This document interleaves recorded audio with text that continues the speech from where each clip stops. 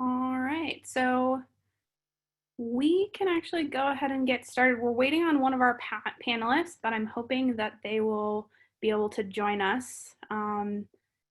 It is Clarke Humphrey, and many folks may know that she's currently working for the Biden campaign, doing all of their grassroots fundraising. So hopefully she'll be able to join us, but if she isn't, we know that she's raising lots of money for the campaign, which is really important and exciting. So welcome. As Jen said, if you have questions as we go through the panel today, you can put them in the chat, the Q&A section.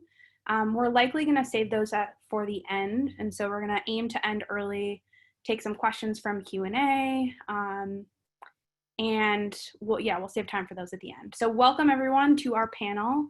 Today we are super excited. We're going to talk about nonprofit cooperative tech and how that can help us win up and down the ballot. So I'm Mari. I'm the Action Network product manager. So I am responsible for managing our cooperative development process over at Action Network for our email tool and now mobile, actually. And I work with our development partners. So right now that is Daily Kos, AFL-CIO, and the DNC, mostly to brainstorm and build new technology to build power for the progressive movement. So we are here today because we think that the way that we build technology for the movement matters, right? So we think about questions like, who actually owns the technology that we're using? Is the technology built for profit or for mission? Are there any baked-in processes that facilitate collaboration and cooperativism with practitioners versus a prescriptive tech model? And we really think that it's not just about using ethically made products, although that's really important. We all think that these alternative models that we're going to talk about today are actually building better, more sustainable technology for the movement, right? And so we have called this lovely group of panelists, and I'm really excited that they're all here. And we're going to dive into the details. So Jen, Michael, and Erin, so they're all experts either in working in nonprofit cooperative technology or in investing in that tech from the user side. So to start, can we go around, do you want to introduce yourself and give us a little background on where you're coming from in this panel? And Jen, do you want to start? And then we can go Michael and then Erin. Sure. Hi, my name's Jen Kaufman. My pronouns are she, her, ella. I am from the Movement Cooperative. I'm the Chief Community Officer there. And, we're a cooperative, and I'll talk a little bit more about our model. We work with many resources that are out there. Our goal is to widen access to data and technology, really especially focusing on building progressive power and ensuring access to those who have been marginalized and haven't had access to those resources. And I'm coming to you from DC and really excited to be joining the panel. Thanks, Jen, and welcome, Clarke. We're just doing intros right now. Michael. Hello, my name is Michael Phelan. I am a email strategist, founder of Strategy and Hustle LLC. We do emails for especially a lot of groups and campaigns just getting started. I was one of the original digital strategists for Rashida Tlaib when she was just getting up. Obviously, she's a very big deal now. She's my coolest client, and she's the coolest. But been working with Social Security Works for years, Blue Future, Progress America. So we are almost all on Action Network, and we help organizations scale up and turn into big little powerhouses. Cool. And then Erin, do you want to talk a little bit about yourself and where you're coming from? Sure. My name is Erin Hill. My pronouns are she, her, and I am the Executive Director of Act Blue. ActBlue is a nonprofit, and we offer the infrastructure to make it possible for small dollar donors to raise money across the left. We work with campaigns and organizations, all of the folks on this call, all of Michael's clients, as well as the Biden campaign. In terms of providing infrastructure, our whole goal is about lowering the barrier of entry, making it easier for small dollar donors to have a real voice in the political process. Being able to take meaningful action, and being able to help all sorts of organizations, ranging from the biggest presidential campaigns all the way down to school board races. We also work with nonprofits, again, ranging from very large national nonprofits to very small local nonprofits. And for us, I think being a nonprofit is all about how we can center our work first and foremost, and make sure that we are keeping our mission top of mind when we're making plans for the future. And so far it's worked out pretty well. Folks have used our platform to raise about $5.8 billion with an average contribution size of around $35. And we've worked with tens of thousands of different campaigns and organizations. And so I'm very excited always to work with all the great people on this call, and I'm excited to be part of this chat. Thanks for inviting me. Thank you, Erin. And then Clarke, do you want to give a little intro as well? Of course. Hello, I am Clarke Humphrey. I'm the Deputy Digital Director at Biden for President, where I oversee our grassroots fundraising operation. But prior to that, when we were planning for this chat, I was the online fundraising director at the DNC, where our email program recently switched over to Action Network, and work obviously very closely with Erin and the team at ActBlue.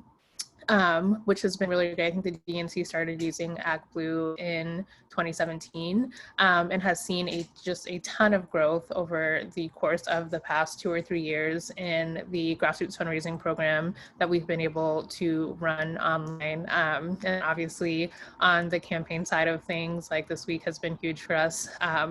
With ActBlue doing a lot of very fun and cool things and raising a ton of money, empowering grassroots supporters, and making it easy for folks to use their small dollar donations to have a really big impact on what representation in this country looks like, which I think is like the bedrock of any kind of grassroots fundraising program. So very happy to be here, excited to chat about nonprofit infrastructure and what it can do to like empower both us as folks who work in this space, but also the supporters that we're hoping to serve and connect with, and how we can continue to grow that kind of infrastructure in the progressive space. Cool. And I feel like we have to give some claps for Clarke and your team. Was it 26 million in 24 hours? Was that the number?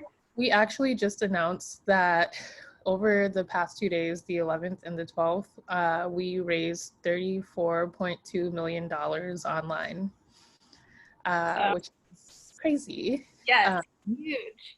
We are very tired. I know, and so appreciative that you were taking this hour away from that important work, and huge props to you and your team.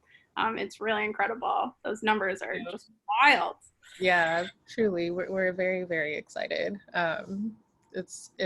We were already having a strong month, but that surge of enthusiasm this week has been invigorating for me, but just so cool to see.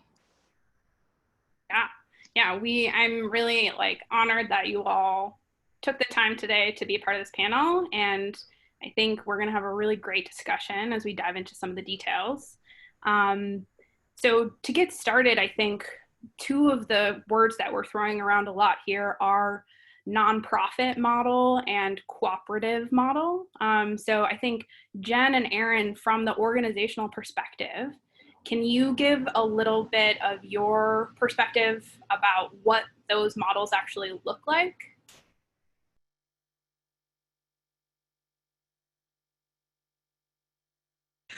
I'll go first because I think the cooperative model is probably, I think people are familiar perhaps with the nonprofit model, you know, it being a little bit descriptive. But the cooperative model is something that like a lot of people might not be familiar with. And sometimes in talking about co-ops, you know, I'll mention, well, are you familiar with REI? REI is a co-op and is sometimes, you know, people's frame of reference for what a co-op is, or local grocery stores that might be co-ops in their community. And then, for people who live in dense urban areas, sometimes buildings are co-ops that they might live in. But a lot of folks don't necessarily have a frame of reference for what a cooperative is. And because cooperatives are really member-led and member-built, what they look like can really vary from co-op to co-op. But the essential thing is that they tend to be founded around these kind of core cooperative principles that really center solidarity, member leadership, democratic decision making and principles.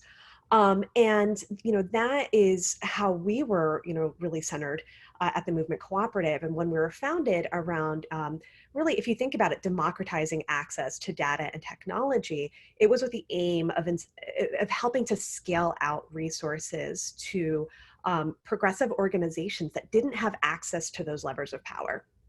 And it was just really powerful in the way that we were formed. So, we collectively bargained, leveraged the collective power of all of our organizations for access to, the toolkit that you would want as an organizer, peer-to-peer tools and, organizing tools to help support relational organizing, distributive organizing, all those kind of things that you would want to have, as well as, data warehousing solutions, et cetera. And so kind of bringing them together in this cooperative environment. But because it's member-led, it means that our members are the ones that decide our direction. The members are the ones that come together and communicate. And it all kind of comes together, I would say, like, around kind of three areas, if you think about it, like community solutions, like us identifying the things that our cooperative needs, and sometimes building them ourselves, collective resources, so the common access to tools and technology, and then this community of practice and learning so that people can bring challenges to each other, collectively think about it, and that we share out training and resources together on how to tackle some of the challenges that we're facing, systemic challenges, data challenges, tech challenges, anything in terms of building progressive power through data and technology. Cool, thank you. Yeah, I think of the Movement Cooperative partly as like almost like a labor union for progressive organizations as well. I love that definition of cooperatism. Thank you. And I am getting my master's in labor studies. Yeah. So I love that comparison. Yeah. Erin, do you want to talk a little bit about kind of Act Blue and the nonprofit model? Absolutely. Like Jen said, we're a little more prosaic than the Movement Cooperative, but Act Blue is a nonprofit. And that was very unusual back when our founding. We're a little bit older than some of the other organizations here. So to talk a little bit about our origin story, Act Blue was founded in 2004 during another moment of, I think, national outrage and lots of people coming off the sidelines trying to think how we could involve more people in our politics. It feels a little bit like the JV for what we're working on now. And we were founded with this kind of simple idea about how could we help use technology to kind of democratize the least democratic part of the political process, which was fundraising at that point in time, and lower that barrier of entry, make it easier for donors to be able to give, make it easier for campaigns and organizations to be able to grow these small dollar donor networks, and by that fundraising help facilitate a more grassroots left and make sure that there were lots more people involved in our process so that campaigns and organizations would be backed by hundreds of thousands of small dollar donors and working for them and not just a few rich people at rubber chicken dinners across the board. And in those early days, that idea was clearly helpful. It was the nascent days of the internet, so things were clearly taking off at that point. But it was really hard to figure out how to fund it. And it was really hard to figure out how to structure that work. It didn't quite make sense it was not a business. We wanted to focus on that mission first and foremost. But we also wanted to be able to make sure that we had top-notch technology, because if you want to actually do digital organizing, you got to hire the best engineers and have lots of great folks. You got to use all of the industry forward practices to make sure that that works well. And that's also an expensive proposition. And so it took us a little while to be able to figure out how to do that sustainably. And for us, it was having the entire organization be a nonprofit and get funded by the people that are using us. So some of you who have used our contribution forms before have probably seen that tips ask on the bottom of the contribution forms. Thank you to all of you who leave a tip when that happens, because that is the way ACWU is funded, and that is the way that we do our work. That is the way that my salary and most of the salaries across the organization get paid. That is how we're able to make sure that we're continuing to build tools and have all of the services, from customer service to outreach to engineers, and do all of that work across the organization. And for us, that was also really transformative, because what it did was it put our mission front and center. It meant that we only kept doing this work if people found our tools useful and were able to use our tools the most. And so that really helped align us across the organization and mean that we were all working towards the same thing. And that meant that we got to make decisions based on what was going to help for more participation, what was going to make it easier for more donors to be able to give across the board, not what was going to bring in the most dollars, and not what was going to make any shareholders happy. We don't have any shareholders. So we get to work for the folks who are using our tools, which has, I think, been a really successful partnership over the years. And that has helped in a couple of places. One, it means that we're always thinking about how we can help folks do better, and making sure that we're taking in feedback from the partners that we work with and suggestions. It means that we try to rigorously test as much as possible, because we know that the internet is a moving target, and we want to make sure we're staying current and meeting donors where they are, thinking about their user experience first and foremost, and how to make it easy for them to give. The hard work is all the relationship building that all the people on this call do with the folks on their email list. And if you've got somebody who says, yes, I believe in what you're doing, I want to be part of that, we see it as our job to make it as frictionless as possible for those donors and those campaigns to be able to have that transaction and that relationship. Being a nonprofit has also meant that we could continue doing this work sustainably. We work in a cyclical business, although it doesn't feel like that anymore, but it used to feel like that a lot more in between cycles, and trying to think about how we can make long-term investments. And one thing we talked about as a team this year is that obviously these were challenging times with the pandemic. We were able to know that we were going to be able to be here throughout that process without having to disrupt any of our staff, because we've made long-term plans to make sure that we have contingencies.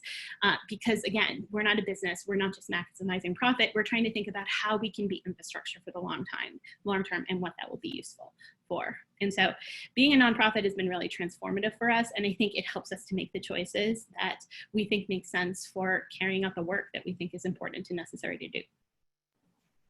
Cool. Yeah, I mean, two things that, there's a lot I love in that, but two things that I really want to pull out are like thinking first about what are the goals of the organization, and then building a model around those goals, and thinking creatively about like how can we align our mission and our goals with our model, because I think that's really the only way that that is going to work. And then also thinking about stakeholders and like who do we actually want our stakeholders to be. Because when your stakeholders are actually the progressive movement, then you build for the progressive movement, right? And I think that's really similar to how we do things at Action Network. We are also owned fully by a nonprofit, which means, we talked a little bit about sustainability, and I want to dive into that more. And then we also have a cooperative development model. So we are really building not just kind of for our users, we are allowing them to own that process and own the roadmap for Action Network, which means that we end up with better tools, because those are our real stakeholders. So shifting gears here just a little bit, Michael and Clarke, as kind of users and investors in nonprofit cooperative models and tech models, what do you think the value is for your programs to choose those pieces of technology? Yeah, and Clarke, do you want to go first? Yeah, this is such a great question. I have a lot of strong feelings about this. I think to piggyback off of what Erin said and a little bit what Jen said, the models that you guys have established make it so that the stakeholders, the most key stakeholders, are folks like me and folks who run programs, who feel like they are able to have input into what changes the tool needs and ways that we can be optimizing the experience, both on the practitioner level and also for the donors that we're building relationships with. I also think it's really important for us to, as practitioners, and for me, a person who works at a program that's very well resourced, I think it's important for us to consider what the resource and knowledge gap is for practitioners, in addition to the donors that we're cultivating relationships with. I think a lot of your state parties and your really down ballot local races, they are running really important campaigns, but like oftentimes they don't have like the staff capacity, the knowledge or resources to learn how to run like a robust email program or a robust grassroots fundraising program. And I think the thing that I love so much about Action Network and Act Blue is just like, it's so user friendly, both like from the donor standpoint, but also from the practitioner standpoint. My team at the DNC switched over to Action Network at the end of 2019. Time is fake. And one of the things that they have really enjoyed about it as they like onboarded more people onto the team over the past few months is how much easier it is to teach people who have never done email work before, how much easier it is to teach them how to use the tool to run an effective email program. And then like working with Mari and the team at Action Network, my favorite thing about our relationship is the input that the team at the DNC is able to give to the folks at Action Network and helping like really plan out what the technological roadmap looks like and how we can make sure that the tool is being optimized for the use cases that it needs to be. And I just think like having that direct relationship like with you, Erin, and with you, Mari, and the other folks at Action Network is just totally different than any kind of relationship I've had with like other partners who like work off of a corporate model. It's just like a very different situation. Whereas like with you guys, I feel like it's actually like a true partnership where like I am able to give feedback and have input into the future of the tool and like where things go. And I think that is just super important when we think about the progressive space writ large and like how we make sure that doing this work is a little bit more accessible to people outside of who are currently in the progressive bubble.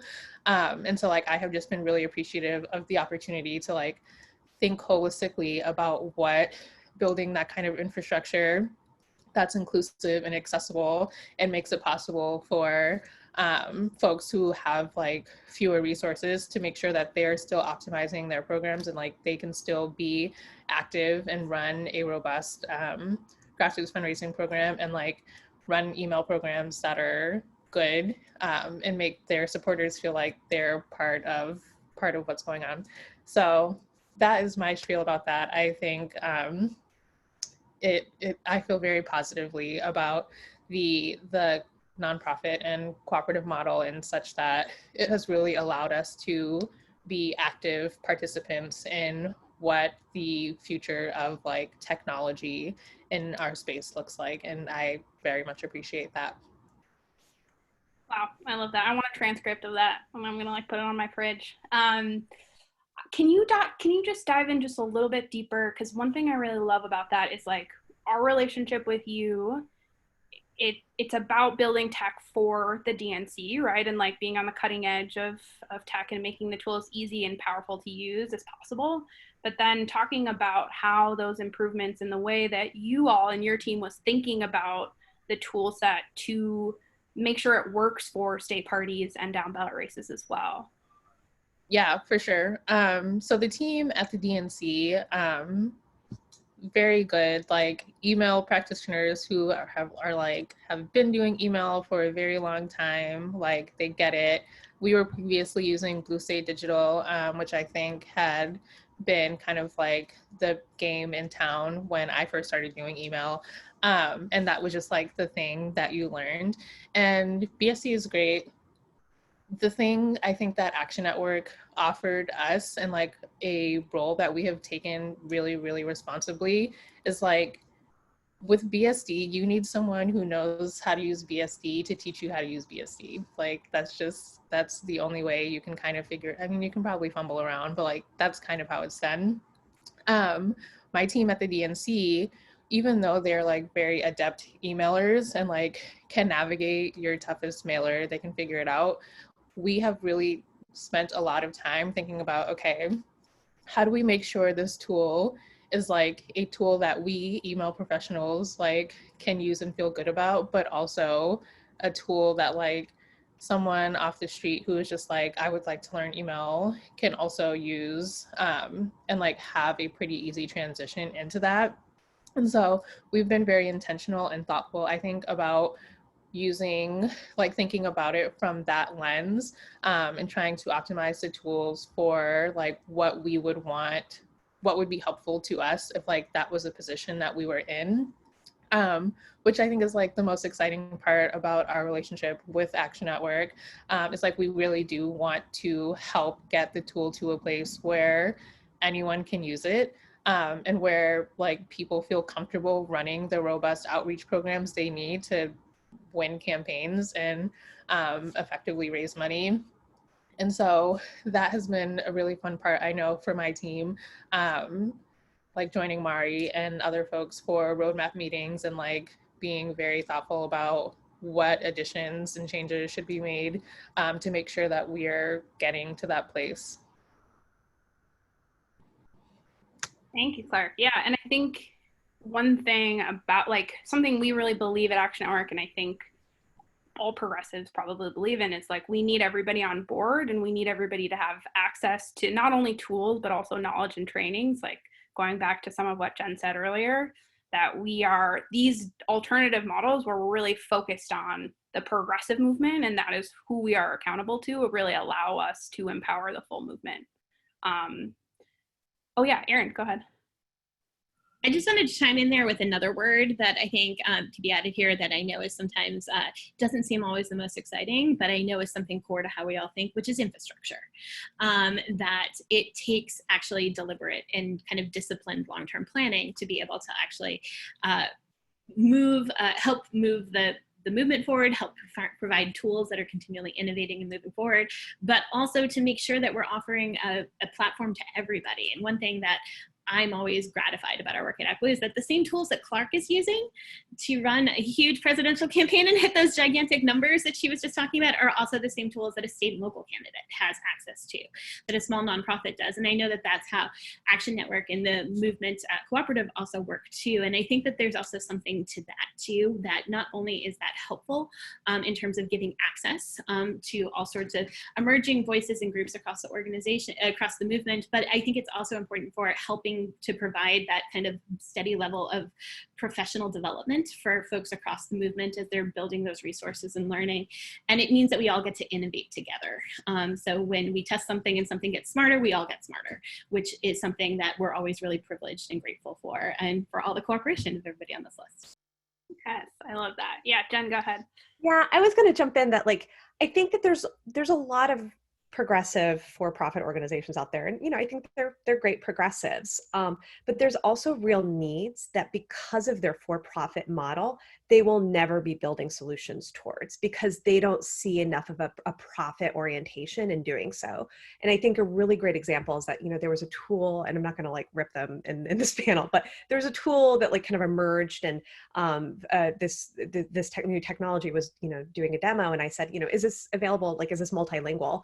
And they were like, we're available in both languages. And it was, English and Spanish. And like, there's more than like 2 languages out there. And I would say that probably like the vast majority of like organizing tools and technology that's out there is not accessible, like truly accessible, even in Spanish, never mind kind of languages beyond that. And I think too, the people, like to speak to like what Clarke said and what Erin said, the people who are missing from the table are the people who've been harmed the most by data in particular, and the infrastructure that has been set up. And so I think nonprofit and cooperative progressive technology is going to be essential at kind of leading the charge and dismantling the systemic oppression that's happened with marginalized communities in terms of organizing and mobilization. Yeah, no, and thank you for bringing that into the conversation. I think that's a great point. In developing these alternative models, we can kind of shake the traditional way and the traditional voices that we're listening to. So yeah, and Michael, do you want to talk a little bit about, from your perspective as a user, again, kind of how you have experienced these alternative models and kind of some of the benefits you've seen for the Rashida campaign and others as well? Yeah, definitely. I mean, I am coming at it from, I think, the opposite end of the spectrum usually than the DNC or the Biden campaign, which are, behemoths and well-resourced. But the beauty of Act Blue and Action Network, as Erin said, is that you get the same tools for a state or local candidate. If you're a farmer with a ponytail running for lieutenant governor in Vermont, you can do that. And so I totally agree with everything Clarke said about everybody is really nice. The tools are great. The tools work well. The pricing is a big deal for startup campaigns. And because it's on a sliding scale in Action Network, like the buy-in cost is very low. And then if you get huge, it goes up, but like you're huge, so you can handle it. And it's because it's a cooperative nonprofit, everybody's rowing in the same direction. Like, you don't get the, like, we need to have 9 sales meetings and bring in a vice president to like schmooze you. Like, I can set up a new campaign or a new nonprofit in like 24 hours on Action Network and Act Blue. And speaking to the innovations, not only do they scale to other organizations, so when the DNC like maps something out and it is a great new thing, then my farmer with the ponytail gets the same new upgrade, and the data stays in the movement, and the technology, the innovations stay in the movement too. So, I had before I moved to Action Network, I used to get all of this, the email provider that I was on kept getting acquired by new VC companies. And it's like, well, gee, what are the VC companies buying? And you could never really get a straight answer to that. So, now, because I know that Action Network, Act Blue, these tools are there to make the world a better place. And like a for-profit one can be acquired. So even if you've had a great relationship with, say, Nation Builder, then 4 years down the road, something that you helped work on and improve and works because of your feedback. And I've never been on Nation Builder. That's just an example, because the Nation Builder ran the Trump campaign's email list runs on that. So if you were providing feedback and helping them before that, then everything that you did to help them get there helped put kids in cages, and is the reason that 160,000 people are dead right now. So, and I think that's bad, and I don't want that to be the case with my data. And so I'm very grateful for all these wonderful actual progressives who are motivated for the same reasons that our candidates are running, that our organizations were founded, to make the world good. The end. Thank you, Michael. I think, and just another +1 on making sure that we're really careful about who owns our data, that we own our data as a progressive movement. And that's huge, I think, for Act Blue, for TMC, and for Action Network as well. So one thing I wanted to touch on before we open up for Q&A, and please, folks, if you have questions, drop them in, and we will have some time at the end. Wanted to talk a little bit about sustainability. And Erin, I know you touched on this already, but like, how do these alternative models really impact the sustainability of this technology for the progressive movement? And why is that so important? I think both from an organizational perspective, but also from a practitioner's perspective. Yes. So 2 thoughts there, piggybacking off of what Michael was just talking about. One thing that we found important is that organizations have to grow. And as the digital movement has become more the norm across organizing, that's always been a real question about how we scale. And I know that that's something that you all have thought about a lot at Action Network. I certainly had that conversation with Brian a bunch of times. And for us at Act Blue, that was a real challenge in a lot of places too. And there was an era where we saw lots of political tech getting a lot of investment in money. And that's great. And that helped them. And in some ways that helped boost them, and they could move a little faster than we could at Act Blue. But that that also meant that then they had to have other competing interests when they were building things going forward. And for us, being able to kind of work with tips and make sure that that is our main incoming model has been really helpful. It was really hard for a little while as we were trying to think about how to grow, but it has made it more helpful for us long term, which means we can do long-term planning and we can think about, we think very much about ourselves as infrastructure, especially with all the challenges over the past year. We thought a lot about how do we put on our oxygen masks first so that we can help everybody else who needs to do this critical work. And we didn't have to deal with any competing interest in that. We could think about just what we needed to do to be able to be sustainable. The other thing is we use our own tools. We also run, we have a tremendous email staff that runs an excellent small dollar fundraising program. That is also another source of income into the organization. We have a really robust recurring donor program. Love our recurring donors. Thank you to everybody who is on this call that might be a recurring donor. And that has been really helpful and transformative for us. And I know really important for a lot of the organizations who work with us. Recurring contributions are a steady investment from the small dollar donors who are working with you. It means you're having this long-term relationship. They're getting receipts and getting messaging for a while. They know that they're investing in what you're growing. And it also helps just on the practical side. You can plan, you can predict it, and it helps you be able to build for sustainability. The other thing that I think is helpful by having a nonprofit model, which it means that we can make decisions that sometimes don't immediately seem like they're going to make sense, but are important long-term investments for what comes next. So for instance, a couple of examples from our platform. We started to move all of our platform into kind of a mobile-friendly space. Oh, I don't know, 10 years ago, before people were really making contributions on their phones, but knowing that this is where the movement was going.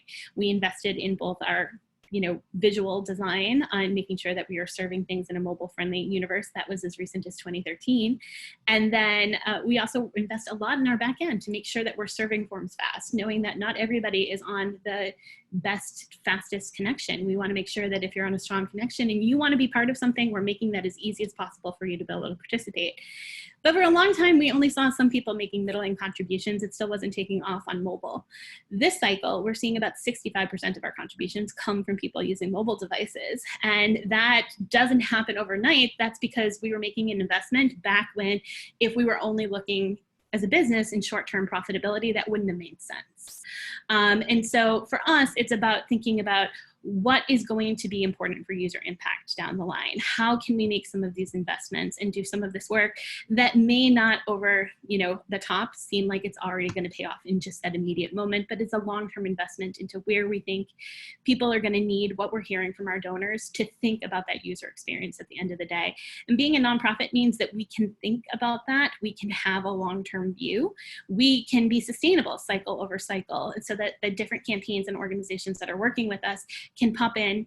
Campaigns by nature are ephemeral, even huge ones like the Biden campaign. And so we can be that kind of consistent, have that long-term infrastructure view. And being a nonprofit is so key to us being able to make those decisions, which I think have paid off in big time for the movement and for the campaigns and donors and organizations that use us. Nice. Yeah, I love that mobile example. I think that's a great example of the benefits of not just, like you said, it's not just the short-term surge of money. It's like, how do we serve the movement the best over the long term?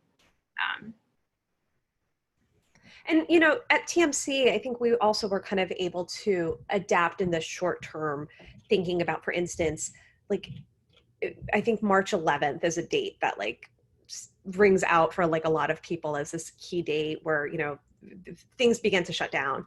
And organizations that are smaller nonprofits that had their programs, people were about to engage in census outreach, they were going to do it on doors, and all of a sudden, needed to do a rapid adjustment and access a different set of tools in order to have a, virtual canvas. And so able to, support organizations as they're reorienting in this space, provide because we have community cooperative contracts to other tools, they were able to kind of switch out the tools that they were using towards other ones that would help support this kind of digital strategy, and just kind of also like leverage our collective power to like advocate for additional resources, like go back to the for-profit vendors and say, hey, like we really need you to make this adjustment in light of kind of like what's happening on the ground right now, or is there a way that you could provide an additional discount in light of this pandemic and unprecedented need for people to access these tools. So, I think there's also a way to kind of leverage the like nonprofit cooperative power in the for-profit space too, to help empower people who don't have a seat at the table. Thank you for that, Jen. Michael or Clarke, anything to add to that conversation before we open up for some questions? Cool. All right, well, this was truly lovely. We're gonna see if we get some questions in the Q&A. So folks, feel free to drop them in, and then we have about 10 minutes to answer questions. While we're waiting, I would love to like ask other panelists, kind of what do you think is the future of cooperative and nonprofit tech? Where do you see some solutions that are going to be nonprofit and cooperatively built in the next year or over the cycle, maybe even? That is such a great question. I don't have a crystal ball, but I think a lot of the things that we're already talking about are the kinds of trends that we are seeing. We're seeing a lot more mobile engagement. We're seeing a lot of new people come into the user. I believe, again, Clarke had some really exciting numbers about first-time donors that they were seeing. And I think that that's going to be a really interesting opportunity for all of us as we go into the next cycle, that there are a lot of people who have been animated and who come off the benches in the past couple of years. How do they stay engaged? How do they stay engaged with the organizations and campaigns that they're working with? I think will be an interesting challenge. And I think to speak to your last point, Jen, too, thinking about how we balance long-term, careful, like technical decision making and road mapping, which is really important for a tool like Action Network or ActBlue, because being dependable is also a key part of that, but also with that mobile of innovation kind of space, and also thinking about how to make it user-friendly for more people who are joining and starting and running campaigns for the first time. So for instance, one thing we did as the quarantine started is we know that increasingly people were working with streaming video that, like we're doing right now, is going to be really important going forward. And we know that that's hard for small campaigns and organizations, particularly who don't have access to some tools, and their time resource is such a constraint. So we quickly built up a video version of the form that would let people embed kind of streaming links and be able to have contributions at the same time. And that was great. And I think it's hard to sometimes think about how we balance all of those things, that nimbleness with also the usability, which I think is just an interesting challenge and will be interesting for all of us going forward as we continue to bring new people into the space.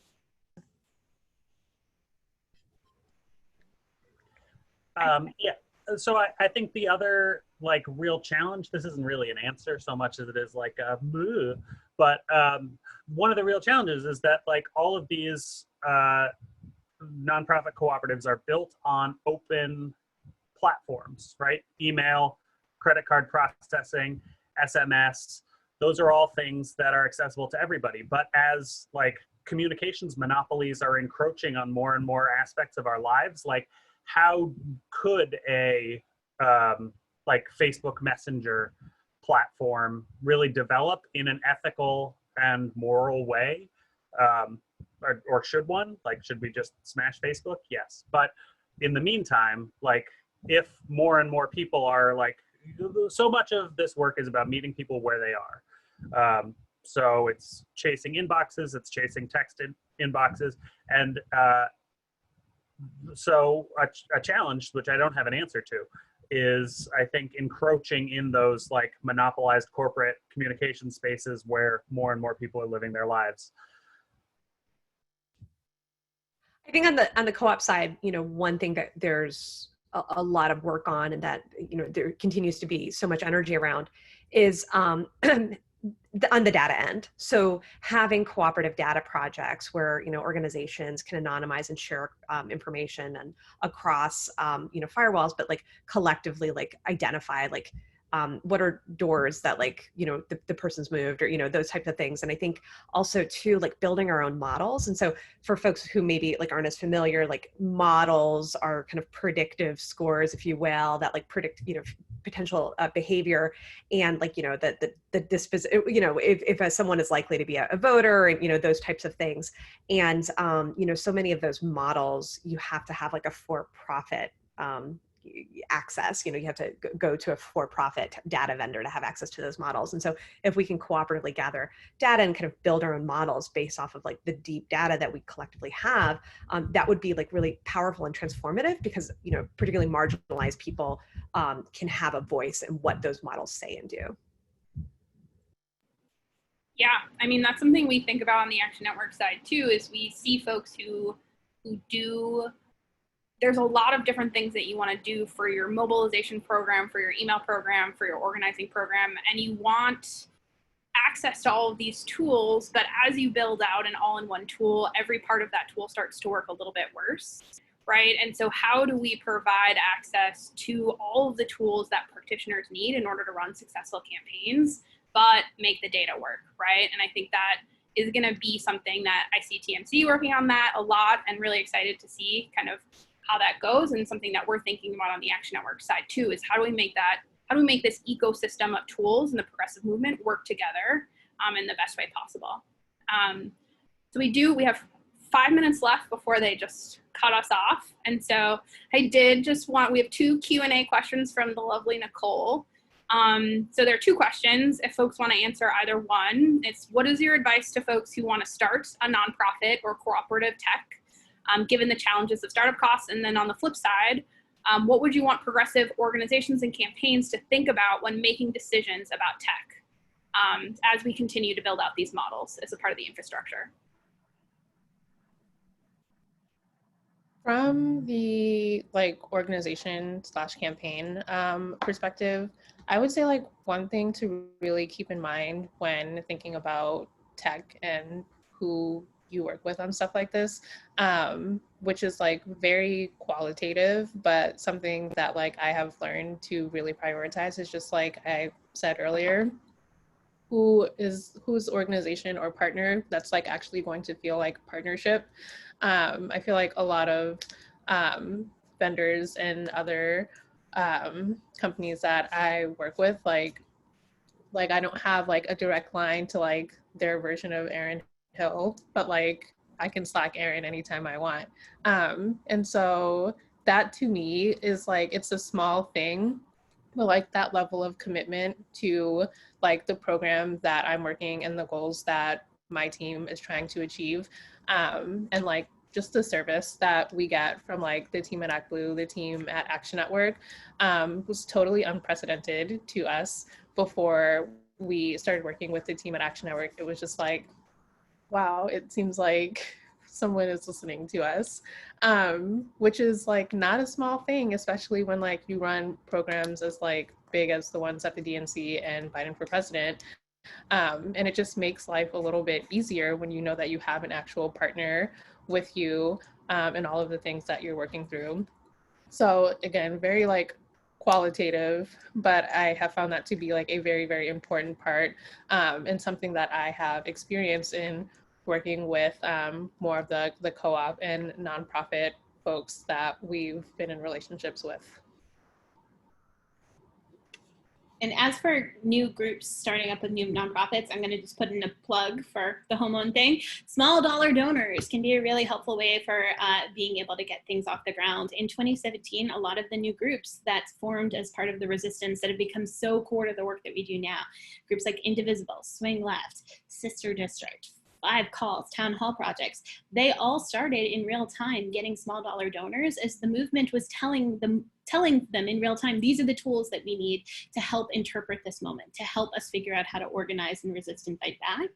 And I think that can be a really powerful way to get things off the ground. And I have a team of very dedicated, amazing people at Act Blue who I know would love to talk to you if you're starting a nonprofit or you're starting a campaign and help make that possible. So my plug is for small dollar donors.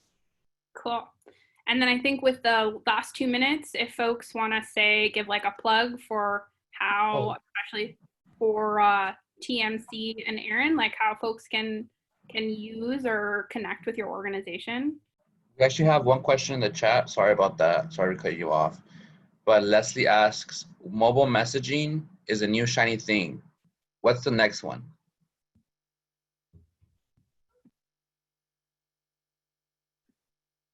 So I think we talked about. I could say, I wish I knew. I don't know. I also wish that I knew. Then we'd start building it. Do you want to plug, Jen or Erin? I mean, it's interesting because all of the assumptions people had pre-COVID, you have to like test again, right? Like if, people may have said, oh, that like tool is on the, like, that trend was kind of declining.